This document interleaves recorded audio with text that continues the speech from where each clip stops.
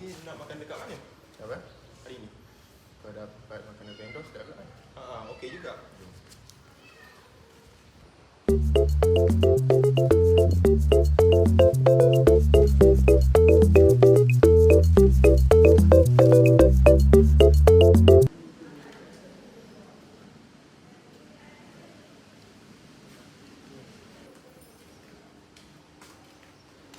Jas.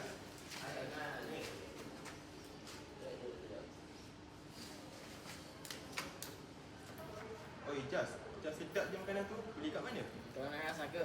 Nak. Saya beli pelbagai makanan ni dekat kawasan kita je, Hamka Station. Kan tu tak tahu kot. Viral kot kedai tu. Wow, tahu lokasi dia pun strategi juga. Ni bukan ke makanan yang viral tu kan? Viral lah tu. Sedap. Hai guys. Korang nak tahu tak apa yang ada dekat Hamka Station ni? Mari saya bawa korang terjun dekat lubuk makanan. Dekat Hamka Station ni ada banyak jual makanan viral tau. Makanan viral dia seperti mi celup, air balang, macam-macam lagi. Ada sup daging, sup belut, sup tulang.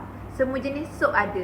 So, siapa yang teringin makanan-makanan viral boleh datang dekat Hamka Station. Kalau korang nak datang, boleh datang ke Hamka Station. Diorang akan beroperasi daripada pukul 11.30 pagi sehingga pukul 6 petang.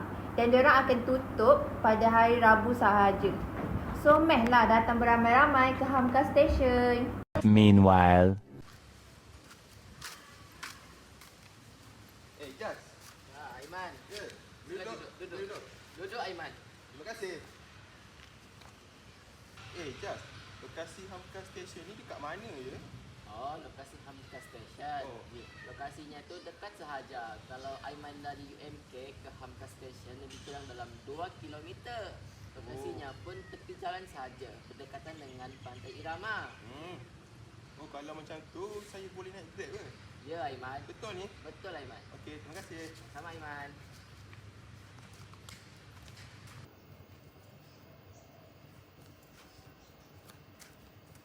Oh, Imi.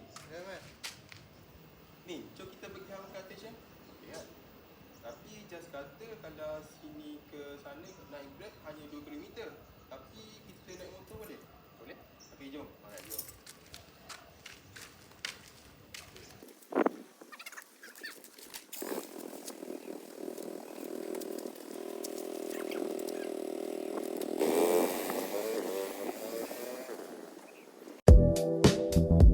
Ini perjalanan kami dari Roundabout UMK ke Hamka Station.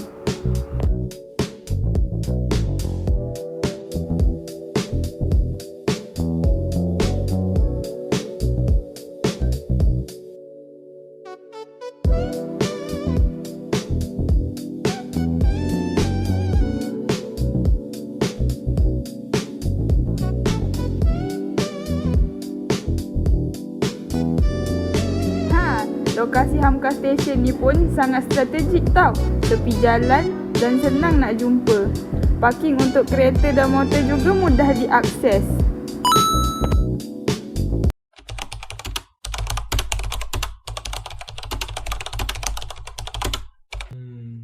Alah, laparlah pula. Tapi tak ada transport nak pergi makan ni. Macam mana? Order kat Grab je lah.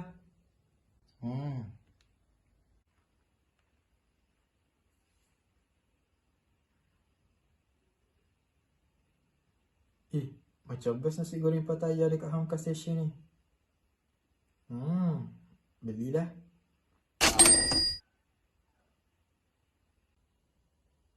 Meanwhile. Korang enjoy tak layan video ni? Apa lagi? Jomlah pergi ke Hamka Station beramai-ramai. Pelbagai makanan menanti anda tau.